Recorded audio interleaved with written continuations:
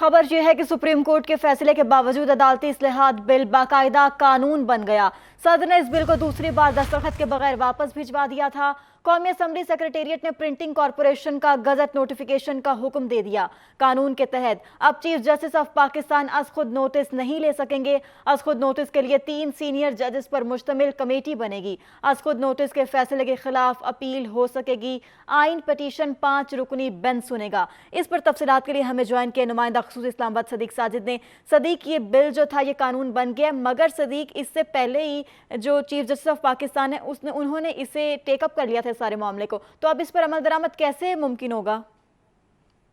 जी, आज 21 अप्रैल का नोटिफिकेशन कौमी असम्बली सेक्रेटेरिएट की जानिब से जारी हुआ है और इसकी कापी खुसूसी तौर पर एक्सक्लूसिवली पीरन के पास मौजूद है, जिसके तहत supreme court practice and procedure bill, जिसको अदालती इस्लाहात बिल कहा जाता है, उसको उन्होंने एक बाकायदा कानून की शक्ल में नाफज कर दिया है और इसके लिए प्रिंटिंग कॉरपोरेशन ऑफ पाकिस्तान को गजट नोटिफिकेशन का हुक्म भी जारी कर दिया गया है। इस बिल की कापी जो है वो प्रिंटिंग कॉरपोरेशन को भिजवाई गई है गजट नोटिफिकेशन के लिए और कौमी असम्बली सेक्रेटेरिएट का ये कहना है कि चूंकि सदर मुमलिकत ने तयशुदा मुद्दत के अंदर इस बिल के ऊपर दस्तखत नहीं किए थे, लेकिन इसके बावजूद ये बिल अब कानून बन गया है। जहां तक सुप्रीम कोर्ट की जानिब से इस पर अमल दरामद रोकने का हुक्म का मामला है, तो इस हवाले से कौमी असम्बली सेक्रेटेरिएट का कहना था कि हमने अपने कानूनी तकाजे पूरे कर दिए हैं और इसको कानून की शक्ल में जो है वो नाफज कर दिया गया है। और दूसरी तरफ जो है इस बिल में ये तजवीज़ किया गया है कि जो आज खुद नोटिस है और चीफ जस्टिस खुद नहीं ले सकेंगे और उसके लिए 3 जो सीनियर मोस्ट जजेस हैं, नंबर 1 से लेकर नंबर 3 तक, वो 3 रुकनी कमेटी जो है आज खुद नोटिस लेगी और आज खुद नोटिस के फैसले के खिलाफ अपील भी हो सकेगी। जबकि जो आईनी पिटीशन है वो जो है वो 5 रुकनी बेंच सुनेगा और साथ ही साथ चीफ जस्टिस का बेंच बनाने का इख्तियार भी जो है वो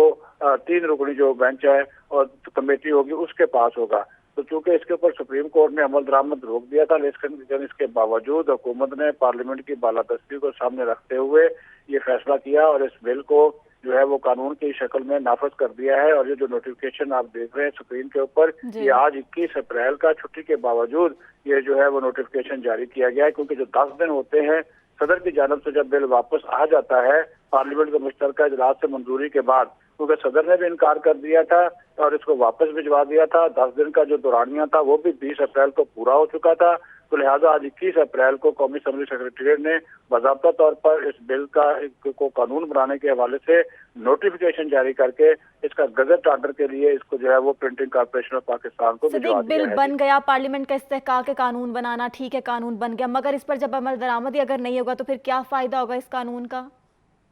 देखिए, ये